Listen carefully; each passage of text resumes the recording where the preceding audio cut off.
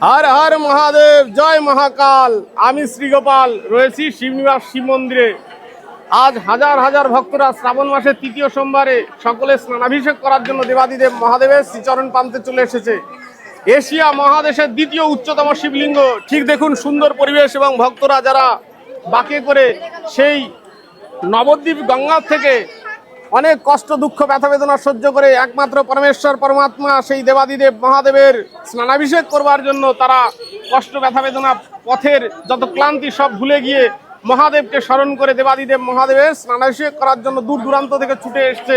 এই যে মহান ভক্তরা রয়েছে সকলে কিন্তু অনেক কষ্ট ব্যথা বেদনা করে, ভগবান বলছে আমা হতে আমার নাম বড়, নাম হতে আমার ভক্ত বড়। তাই দেখুন এখানে ভক্ত সেবা চলছে শিবনিবাস শিব মন্দিরে।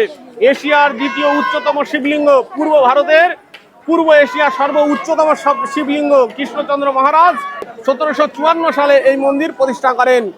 এখনো পর্যন্ত 250 বছর প্রায় হয়ে গেছে। তারপরেও দেখুন মানুষের অগন্তি মানুষের এখানে সমাগম হয় এবং শ্রদ্ধা প্রেম ভক্তি ভালোবাসা নিয়ে ভক্তরা এখানে সমাবৃত হয় এবং সুন্দর একটি মেলা এখানে রচিত হয় এবং অগণিত ভক্তের এই যে প্রেমপূর্ণ ভালোবাসা, এই ভালোবাসার মধ্যে দিয়ে ভক্ত সেবার মধ্যে দিয়ে মহাপ্রসাদ প্রদান করা হচ্ছে।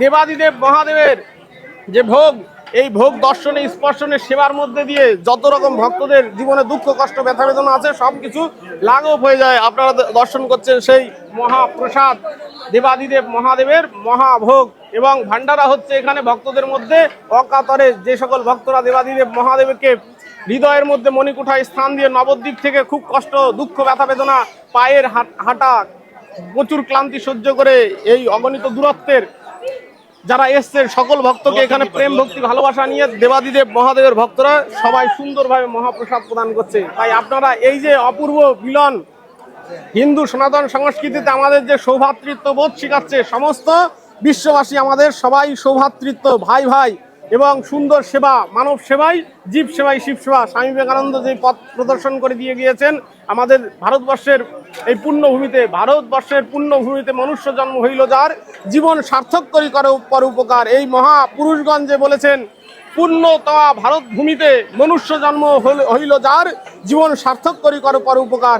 এই পর উপকার বৃত্তিকে মাথায় নিয়ে এই যে অগণিত ভক্তরা সকলেই এই মহান ভক্তরা সবাই দিব্যাত্মা দেবাদিদেব মহাদেবের চরণে সকলকে আশ্রয় করবার জন্য, যারা দূর দূরান্ত থেকে ক্লান্তি পরিশ্রম করে দেবাদিদেব মহাদেবকে সন্তুষ্ট করবার জন্য গঙ্গাবাড়ি আনয়ন করে দেবাদিদেব মহাদেবকে যারা প্রসন্ন করেছেন। দেখুন কত সুন্দর ভক্ত সেবা হচ্ছে এখানে, মহাপ্রসাদ এখানে প্রদান করা হচ্ছে।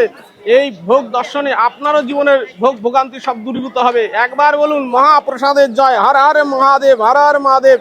শ্রাবণ মাসের তৃতীয় সোমবার চলছে। এই তৃতীয় সোমবারে একবার যদি দেবাদিদেব মহাদেবের নামটি নেন, সেই পুণ্যের প্রভাবে আপনার জীবনে যত রকম ভোগান্তি আছে সমস্ত দূরীভূত হবে এবং আপনার পরিচিত ভক্তদের মধ্যে এই দেবাদিদেব মহাদেবের মহাপ্রসাদ ভোগ বিতরণের এই যে দৃশ্য, অলৌকিক দৃশ্য, ভ্রাতৃত্ববোধের যে দৃশ্য, পরোপকারের যে দৃশ্য এবং এই যে মহান বৃত্তি নিয়ে ভক্তগণ অকাতরে ভক্তদেরকে কত সুন্দরভাবে পরিষেবা প্রদান করছে। এই জন্য একবার এই ভক্তদের উদ্দেশ্যে একবার বলুন হর হর মহাদেব এবং আপনার পরিচিত ভক্তদের মধ্যে এটা ছড়িয়ে দেন। আপনার মধ্যে মহাপ্রসাদ এবং দেবাদিদেব মহাদেবের কৃপা লাভ করবেন এবং আপনার জীবনে ভোগান্তি দূরীভূত হবে। হর হর মহাদেব, হর হর মহাদেব, হর হর মহাদেব।